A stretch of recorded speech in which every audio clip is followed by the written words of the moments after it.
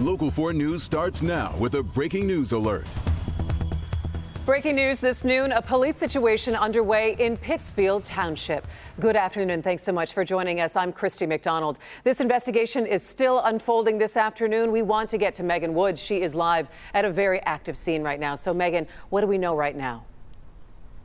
Christy, like you said, a very active scene. I'm going to step out of the shot so you all can see what we're seeing right now. If you're familiar with this area, this is the Airport Plaza Business Park across from Costco on Airport Boulevard. And Pittsfield Township Police have this entire parking lot area in front of us closed off. And it's been closed off for hours as they work to figure out what happened out here. Investigators really aren't saying much to us other than this is a very fluid situation. There is a vehicle we saw on scene with multiple bullet holes, so more investigators continue to arrive on scene to work this case. But again, it's a very active situation and investigators aren't saying much other than this is a very fluid situation. We hope to have more information later on tonight on Local 4 News at 5 and 6. But as for right now, live in Pittsfield Township, I'm Megan Woods, Local 4. All right, thanks so much, Megan. We know that things change up and down in these situations. You'll update us as you have more information available.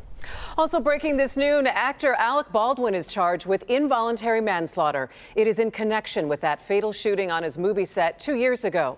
Baldwin was filming the movie Rust back in 2021 when the gun he fired on the set actually contained a live round. He hit and killed cinematographer Helena Hutchins and wounded director Joel Souza. Baldwin is facing charges along with the person who was responsible for loading the weapon on set, Hannah Gutierrez-Reed.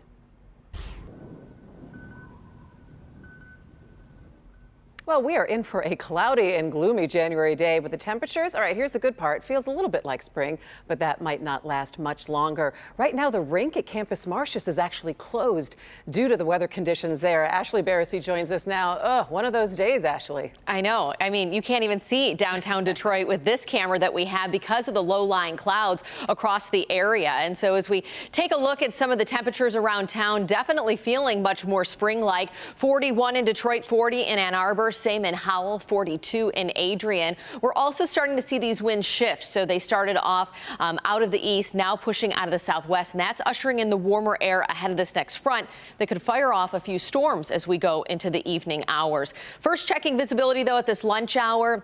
Just over a mile in Grosse Ile, down to a half mile over at Metro Airport. So if you're going to be out and about this afternoon, just do take note that we have some low visibility because of that cloud cover and the fine mist coming from those low top clouds. Exactrack 4D radar quiet for now, but I will zoom out to show you this arc that we have in precipitation. So the snow showers up in the northern part of lower Michigan, staying snow showers for the time being, but we're going to have some storms developing, firing off really in central Ohio and coming towards the state line that could have an impact closer to Monroe during the dinner hour here. So for this afternoon, we top out right around 47 degrees, and we'll talk more about the chances of those storms coming up in your full forecast. Sounds good, Ashley. We'll see you then. Well, there's no ruling today in the international battle brewing over one of the Van Gogh artworks on display at the DIA. The legal tug of war went to federal court this morning. A judge did not rule on the matter, but plans to write a written order very soon. He is strongly encouraging both sides to work this out before he has to issue a ruling. The Van Gogh in America exhibit is wrapping up here in Detroit on Monday. An Oakland County deputy is under review in a case of a mother and two young sons who were found dead in a field. Officials are releasing a new timeline of events in the contact between Monica Kennedy and deputies days before the family's death. Kennedy and her sons were discovered by her 10-year-old daughter on Sunday. All four went to sleep in a field on Saturday night. The little girl was the only one who woke up. Deputies made contact with the family twice on Friday, and a deputy followed the family offering to help them out, but the mother refused. Sheriff Bouchard says Kennedy was communicating with deputies and asking to be left alone. Had we known she was in a mental health moment, that may have triggered other things that we wouldn't have done, where she was very articulate and very insistent. She didn't want our help even when offered coats for the kids. We will keep you updated on that review here on Local 4 and clickondetroit.com. All right, it's time now to head to Washington, where the nation's $31.4 trillion debt limit has been reached. You can't even wrap your head around that number. We're going to take a live look at Capitol Hill. Here you go, as the Treasury Department says it has started taking extraordinary measures because the government has run up against its legal borrowing capacity. Bree Jackson has more from Washington for us. Republicans are demanding spending cuts in return for raising the debt limit. The White House says it won't negotiate, yet neither party wants to pay the political price of a government default. The U.S. is expected to max out its borrowing limit today, meaning the clock is ticking for Congress to act on raising the debt ceiling. If you're going to have a party, you have to pay the band. If we were to default on the debt, the inflation rate, which they're trying to combat, would be greater than it's ever been. Experts warn defaulting would come with serious consequences, such as a recession, a stock market crash, and a stop to benefits like Social Security.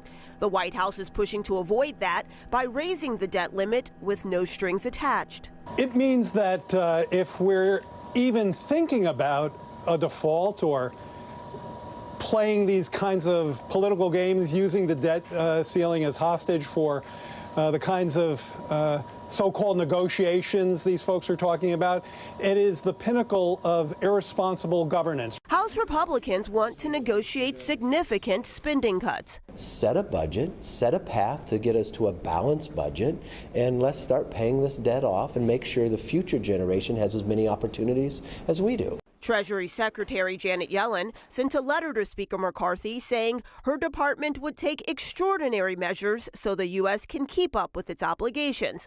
But that would likely only last until June, giving lawmakers a few more months to reach a deal. This is just a simple thing that Congress needs to do. They've done it over and over again. Congress has raised the debt limit 78 times since 1960. Congressional leaders in both parties recognize that raising the debt limit is necessary. It's been done 49 times under Republican presidents and 29 times under Democratic presidents.